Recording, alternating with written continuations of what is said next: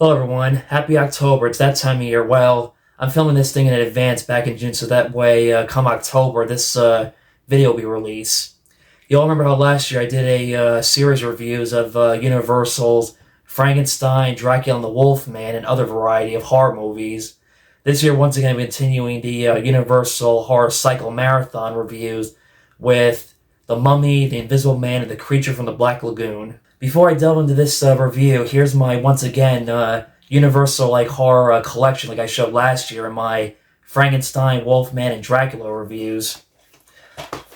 This right here is the DVD of the Universal Monsters' first Mummy movie. This is the first time I ever saw the Mummy on this DVD that my dad got when I was a kid.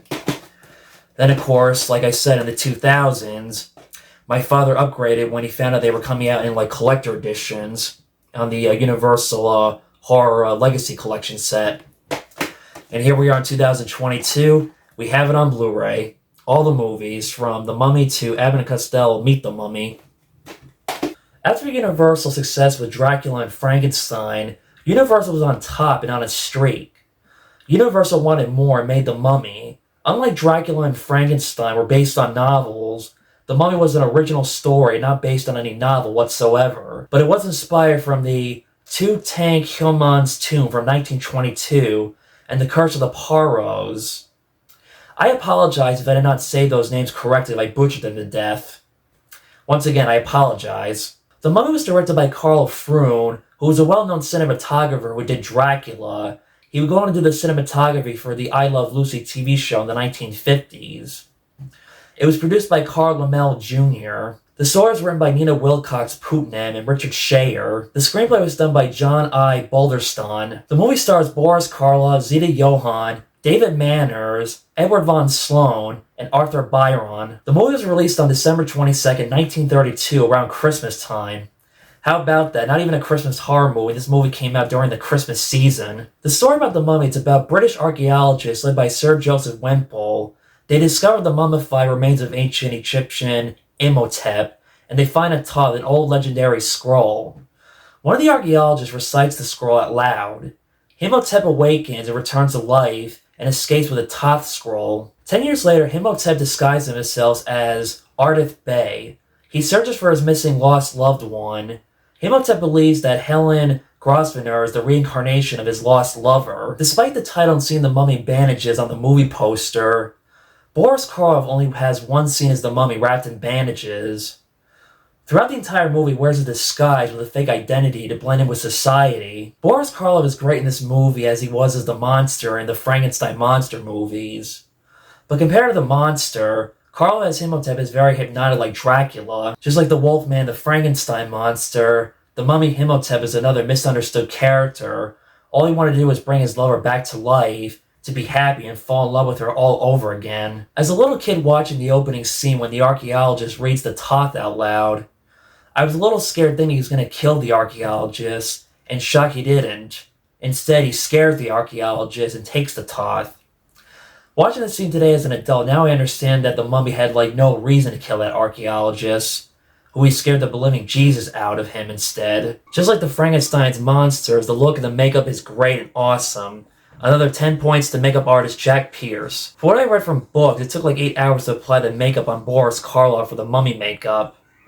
The makeup for Imhotep for Jack Pierce used bubblegum to make Karloff look old, wrinkled, and ancient from Karloff's POV. He said it was not very comfortable and irritated his skin. I can only imagine how that would feel. I have skin conditions like acne, and I cannot do that to myself no matter how good the money is for a movie. This was also one of Karloff's first speaking roles. In Frankenstein, the Old Dark House, he played mute characters. Zita Johann plays Helen, the reincarnation of the mummy's bride, Imhotep.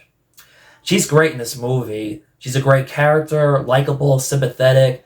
She has more character and personality compared to Nina and Dracula. She's probably one of the best female characters in a Universal horror movie. In her first scene when she is hypnotized by Imhotep, she goes to the museum, she faints. Frank takes her home, wakes up, and does not remember the reason why she went to the museum because of being hypnotized by Imhotep. I thought it was funny when David Manners' character explains to her on finding the tomb of Imhotep's bride and describing digging and opening the tomb. Her response is, "Do you have to open up tombs in order for girls to fall in love with you?"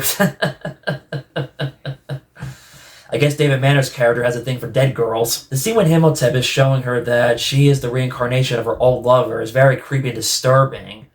It makes you think, how would you feel if someone told you if you were a reincarnation of someone from the past? This was probably the first time I learned about what reincarnation was when I saw this movie as a kid.